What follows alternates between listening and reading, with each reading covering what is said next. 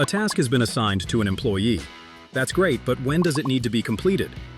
Planfix allows you to easily set due dates and task duration so everything stays on schedule. Let's start with the simplest option, the due date. To change this, navigate to the task card, click the calendar icon, and select the due date.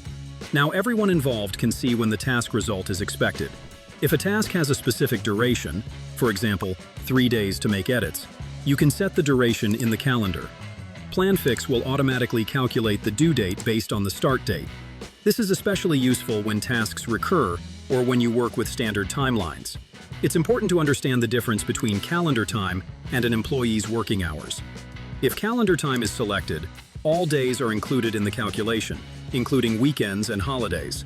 If working hours are selected, the system only takes into account the working hours and working days already defined in the employee's work schedule. This helps you plan your team's workload more accurately and avoid scheduling conflicts. By setting the right dates and time parameters, you can manage tasks more effectively and keep track of their completion.